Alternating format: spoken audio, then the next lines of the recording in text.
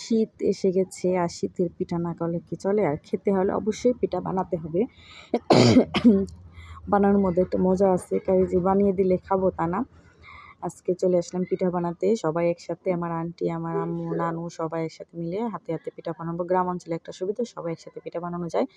এই যে 3টা নারিকেলের সাথে 1.5 কেজি চিনি দিয়ে সুন্দর করে হাতে মিশিয়ে দেওয়া হচ্ছে, যাতে আপনার কড়াইটা আগুনে দিলে নিচের দিক দিয়ে পুড়ে না যায়। এই জন্য চিনির সাথে নারিকেলটা ভালো করে মিক্স করে তারপর আমরা চুলায় দিয়ে দিব। খুব ভালো করে মিশিয়ে নেওয়া হচ্ছে। এটা আপনার রাতে অন্ধকার ছিল, কারেন্ট ছিল না, আমি টর্চ লাইট দিয়ে করছি, এই জন্য একটু অন্ধকার বোঝা যাচ্ছে।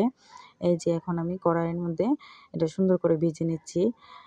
এটা ভাজা হলে আপনি বুঝবেন সুন্দর একটা স্মেল বের হবে, আবার নারিকেলের কালারটাও চেঞ্জ হয়ে যাবে, হালকা বাদামি রং হবে।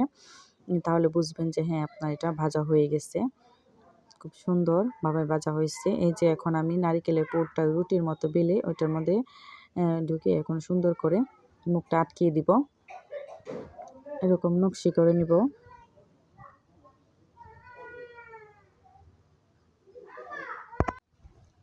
নারিকেলের পুরটা এটার ভিতরে ভরে সুন্দর করে মুখটা বন্ধ করে দিবেন। এরকম কি বলা হয়, ঢেউ ঢেউ ঢেউ ঢেউ এরকম দিয়ে আপনারা চাইলে 3 কোণাও বানাতে পারেন। তারপর এই যে দুধটা ফুটতেছে, দুধটা অনেকক্ষণ ধরে জাল দিয়ে ঘন করে নিতে হবে। তারপরে যে এলাচি, দারচিনি, তেজপাতা দিয়ে আর কিছুক্ষণ জাল করে নিবে।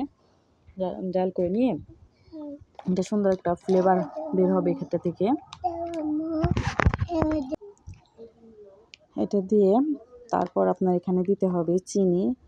আপনার ভালো করে নাড়িয়ে যখন আপনি এখানে তারপর একটু লবণ দিয়ে দিচ্ছে পরিমাণ মতো, মিষ্টির মধ্যে লবণ কম লাগে।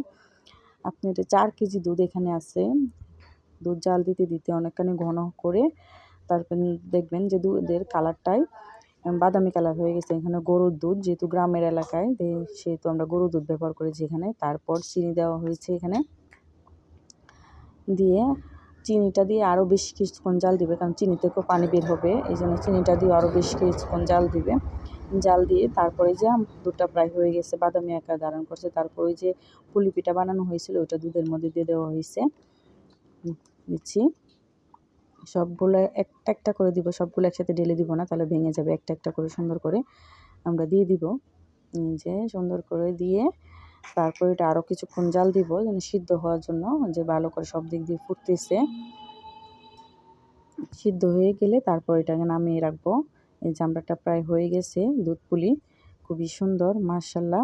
দেখতেও খুব সুন্দর হয়েছে, খেতেও খুব সুন্দর, মাশাআল্লাহ।